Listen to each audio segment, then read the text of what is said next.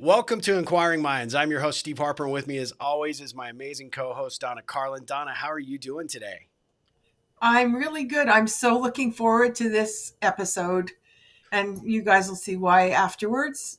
Yeah, And well, how this are you this is doing? this is our year end. I mean, I cannot believe we've made it an entire year.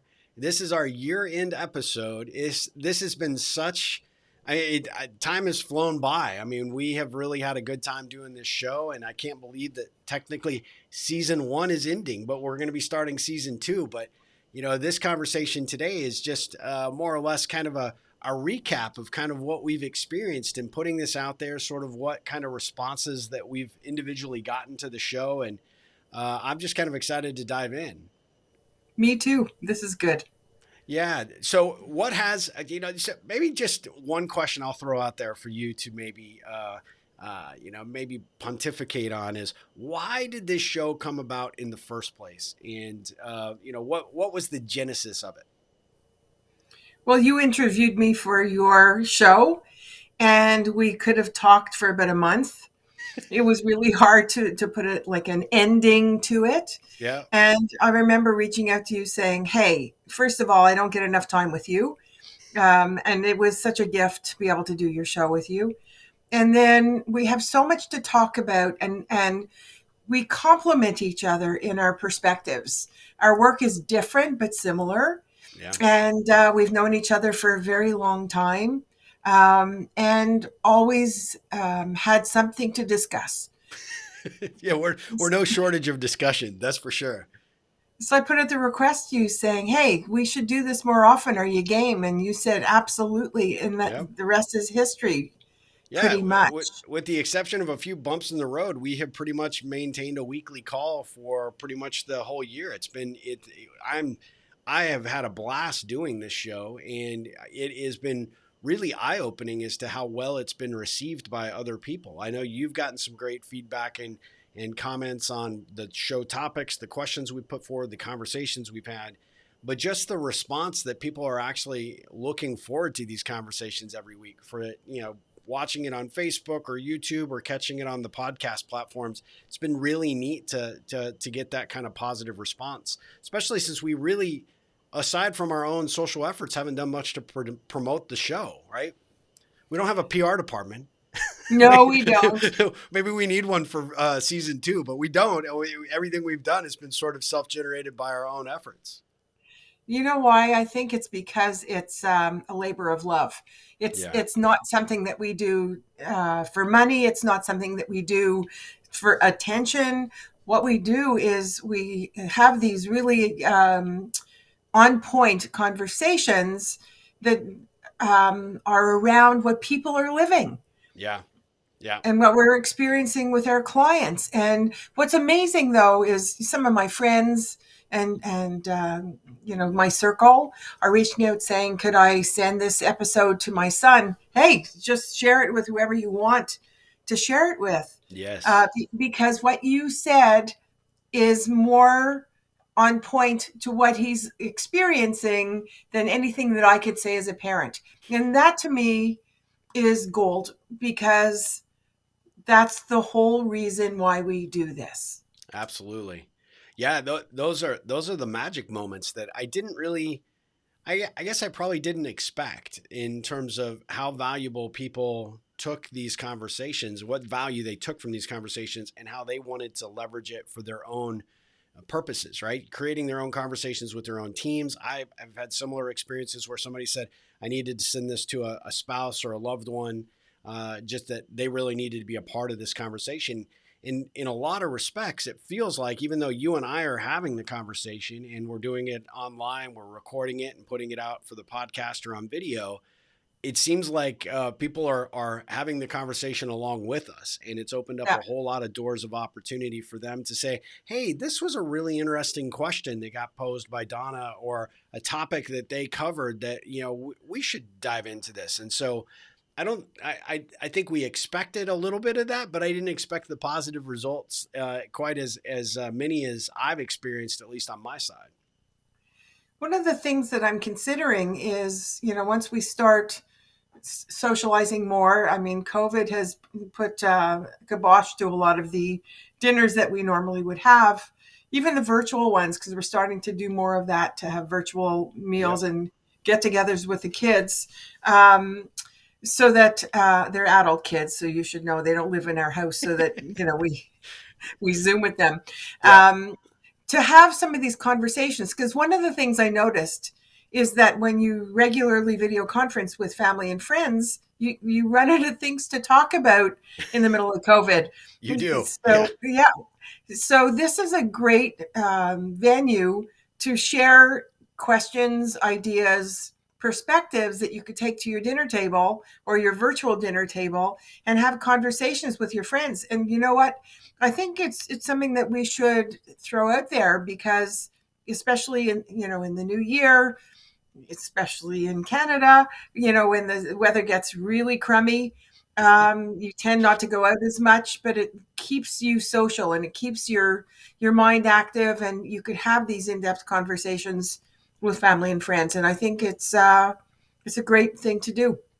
I do too, and I think for those folks that are still maybe in a virtual environment from a leadership perspective, it's a great way to get conversations started amongst your team. It was kind of funny. I was talking to a friend the other day about just how this isolation is really starting to take a toll on a lot of people, and you can only, and to your point with friends or family, you can only check in and say, "So how's it going?" so many Yes. times, right? And you run out of topics and conversations to really have, and they feel a little bit forced. They feel a little bit kind of like there's a rewind or a retread of what you just talked about a week ago or whatever. And I think some of the topics, at least the feedback I've received, the topics that we've put forward have really gotten people to think and really engage their own brains about how they might respond if you and I were posing the question to them. And then they're able to take that forward to family, friends, or their colleagues at the company and have more productive outcomes on these virtual conversations. And so I don't think that we, either one of us, really expected that as kind of the outcome. I think we may have hoped that there would be some more in-depth conversations, but because COVID has presented such unusual circumstances, this really came at a perfect time for a lot of people on both personal and professional levels, which is just totally makes me smile. That's it. And one of the other things to consider is, what do we take away from what we experienced over the last almost 2 years, right? Yeah.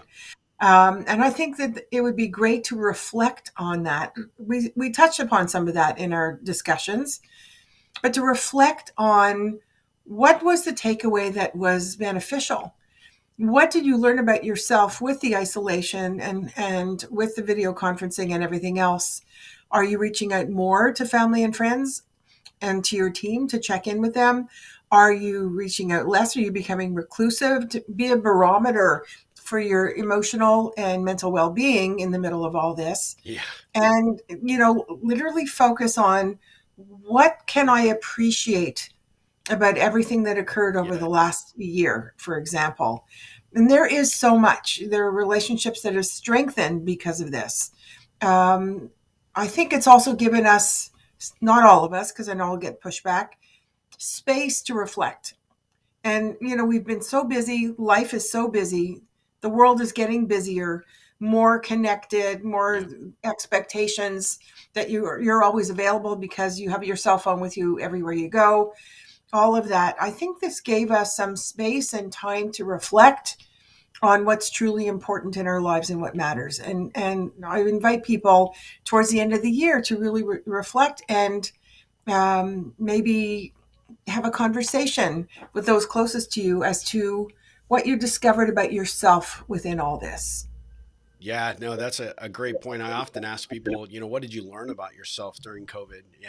That sort of surprised even you. And what I found is even from and I'm all about connection. I'm all about trying to find avenues to build better relationships. And so a lot of my conversations, especially in my coaching relationships, revolve around that topic. And people are looking for and seem to be hungry for going deeper. And like you said, the fast paced world that we all have been a part of previously, and even to a certain degree, kind of back to, even despite, COVID, still being present, there's this, unusual challenge of just trying to get through things, right? Trying to get through a meeting agenda, trying to get through conversations as quick as possible. And I call that kind of surface level connecting, right? We don't get anything of significant meaning. There's no value. And you don't walk away saying, gosh, I'm really glad I had that conversation or that we connected Yeah. for that Zoom call today. And what I have found is that in a lot of instances, even my more extroverted folks were really struggling because they kind of needed that interaction at a deeper level. And even my introverted folks, myself included, I'm shy and introverted. This is not my common comfortable space to be in. But the fact that you could take a little bit different approach, a little bit different strategy, and learn the fact that, connecting can happen in multiple environments and in multiple ways. But if you're going to have that outcome be something significant, you have to go beyond the surface. You got to go deeper. And even some of my extreme introverted clients and friends have really longed for that human connection. And so it's interesting because that has been repeated over and over again. As I didn't realize how much I need other people, how much I miss the hugs, how much I miss the water cooler conversations, the opportunity to hear about people's weekends. And you ask, well, so why are you not doing that on the Zoom call today, or why are you not, why are you not? Well, it just seems different. Well, it's different because you're allowing it to be, right? But at Yeah. the end of the day, this may be your reality for the next year or longer. And so it takes somebody to raise their hand and say, let's do this a little bit differently on this meeting. Let's do things a little bit, let's kick this off rather than just diving right into the issues at hand. Let's open this up for, hey, what did we learn about, this week? What were some of the wins? What were some of our successes? What's a problem that you're, coming to the table with that you've been struggling with on your own that maybe somebody here can help you with, and try to take those conversations just a different direction. So I think that is an opportunity to do it differently. And so, like you said, having these folks maybe consider maybe, looking at how these interactions have gone and what they could be doing differently may have some real value going forward in 2022. And I want to add another layer to that, and that is anybody that you know that has nobody in their lives that they live with. Yep. Like, so people who are living on their own, in other words, elderly or, single people who Yep. don't have somebody to turn to and have a conversation with in their own home and environment, reach out to them and have those conversations. It's critically Yes. important. I realize now that my mother's moving to assisted care today, as a matter of fact. I am actually excited for her. And she's excited because she's lived on her own for the Yeah. last 7 years since my dad died. And COVID has played a toll, like taken a toll on her Yeah. because as she's an introvert, believe it or not, I came from an introvert. Go figure. Um, but she will have interaction with people. She'll have meals with people. She'll have activities there, intellectually stimulating activities because they have lectures every evening. It's a really cool place. Neat. And like I speak to her every day, but there's only so much that she's going to get from me. So reach out to those, find out their stories because they Yeah. have incredible stories. Find out what people's aspirations are, what they're hoping for 2022. If things settle down, and hopefully they will with vaccinations and everything else. Um, Reach out and have those conversations. You are going to get so much from it as well as they, but you will because you're going to learn their stories and something about them that you never knew before. And it'll help them realize that they have impact and meaning in your life as well. Absolutely. No, that's a great suggestion. I always encourage people to ask yourself before you start a conversation with anyone, what do I want to know about that person that I don't already know? And Yeah. it's so easy for us to fall into the trap of, well, I feel like I know everything there is to know because they're family or because we've been friends for 20 plus years. But the reality is there is so much more to people than what you might think. And if you really challenge yourself to ask yourself that question, what else could I learn? What else could I, explore by way of conversation or topic? you're going to get so much more value out of that interaction, and it's going to be rewarding for them, but it'll also be rewarding for you as well, because it's fresh, it's new, exciting, and you may pick up a new connection point that you didn't realize you had in common, and that can take future conversations. That becomes a dialogue jumping off point for future conversations, and those could go all sorts of different directions, and that's kind of the key.